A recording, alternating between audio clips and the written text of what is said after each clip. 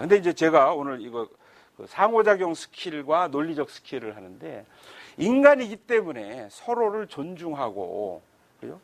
자존심을 꺾거나 또 공식적인 그런 자리이기 때문에 칭찬, 유지, 실수 시 이런 배려하는 부분.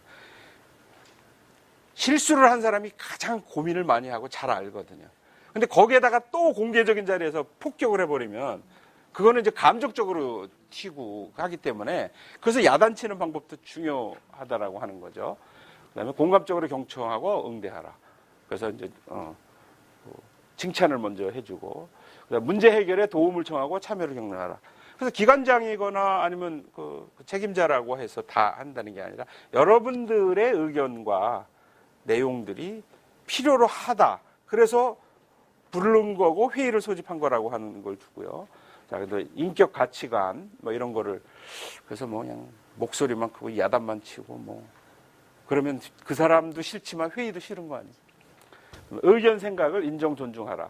입장과 처지, 이해 공감하고 체면과 자존심을 유지시켜라고 하는 이런 상호, 감정적인 인간적인 배려 뭐 이런 것의 그 스킬을 다 아시는 거예요. 근데 의외로 잘 안 돼요. 또 그요? 다 설명하면 맞아. 그리고 고개 끄덕거리면서 회의 삭상에 들어가면 다 안 되죠. 자, 이거는 이제 제일 중요한 건데요. 회의를 할 때 사실은 여러분들이 지금 이 메모지 이런 것이 필요해요. 저도 이렇게 늘 갖고 다녀요.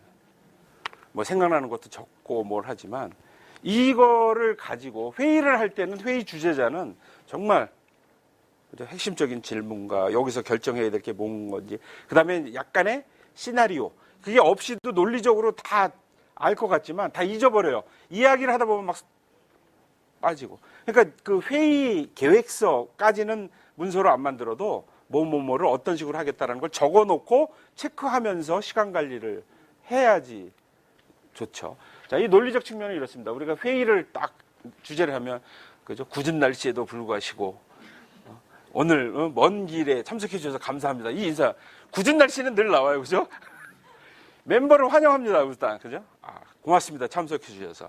오늘의 테마는 수능 시험과 관련된, 아니면 유치원 운영과 관련된 거든 뭔데, 그거의 목적, 그것도 중요하다. 그죠? 그리고 아까 의사 일정을 검토. 그래서 시작을 해서 언제 몇 시까지 어떤 내용을 다루고 끝낼 거다라고 하는 걸 붙여놓거나 동의를 구하는 거예요. 여기에 빠진 의견이 있으면 더 의사 계획에 넣겠다. 의사 일정에 놓겠다. 이렇게 하는 데 있나요?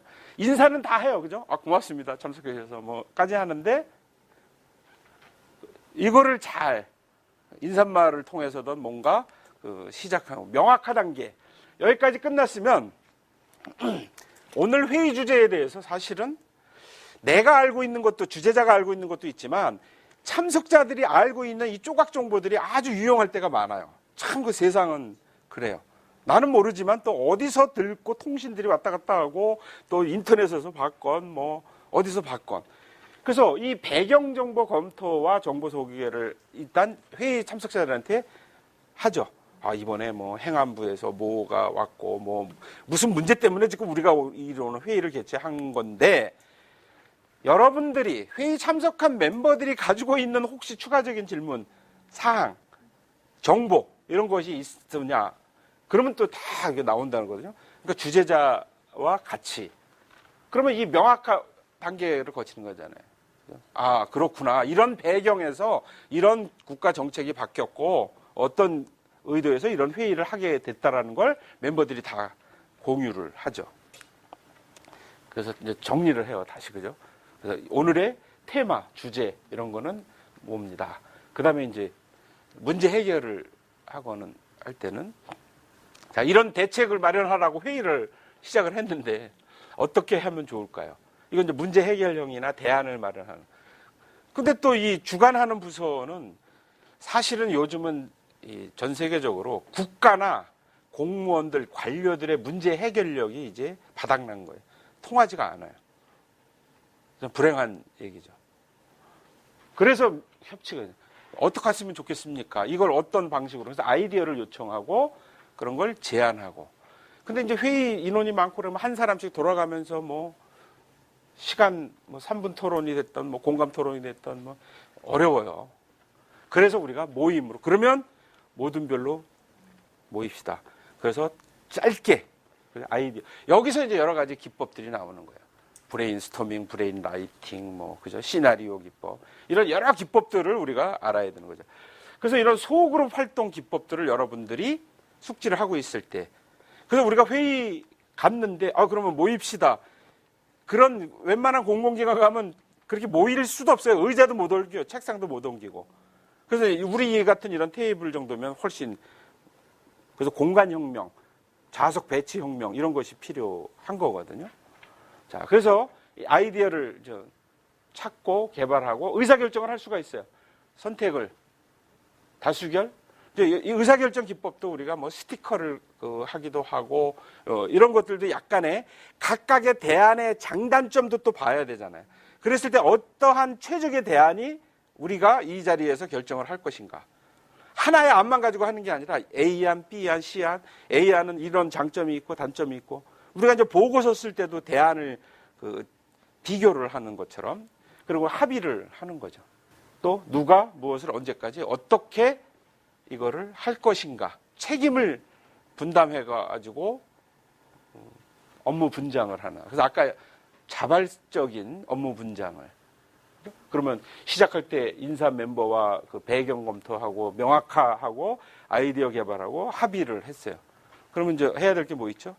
다시 또 우리가 그랬잖아요. 학습도 그렇고 정리 요약을 안 해주면 사람들은 회의 끝나고 나가면서 다 각자 해석이 달라.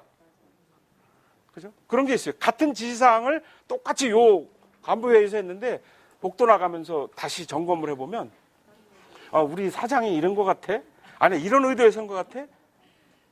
거기서 또 오는 오류들이 많거든요. 그래서 다시 결정사항을 요약하고 마무리하고 제일 중요한 거 아까 뭐라 그랬죠? 진척도 점검을 언제 하고 언제까지 누가 무엇을 어떻게 할 것인가. 그래서 다음에 중간 점검 회의는 며칠 날 할 겁니다. 그죠? 그 방법은 어떻게 할 것인가. 이거 논리적으로 다 아시는 내용 아니에요? 그런데 다 놓친다는 거예요, 대부분. 그래서 메모해놓고 적으면서 그래서 여기서는 이 결정사항의 요약과 이걸 하면서는 이제 우리가 이렇게 합의하고 하기로 했는데 점검 시점을 잘 잡아야 되는 거죠. 문제 치유 가능한 시점에서 점검을 해야지 전날 그러면 날밤새도 물리적으로 안 될 때는 그래서 그 시점을 같이 하고 다른 사람이 어떤 걸 도와주면 될 것인가 이제 이런 거. 그래서 이 논리적 측면이 이제 이거는 뭐 아이디어 개발이나 문제 해결을 위한 뭐 이런 거긴 한데 여러분들이 조금 회의 운영 스킬에서 아까 그죠? 리딩 스킬서부터 이런 감성적인 그런 부분, 논리적 측면 이런 것들을 숙지를 하면 좀 효율적인 회의가 가능하다라고 하는 말씀을 드리겠습니다.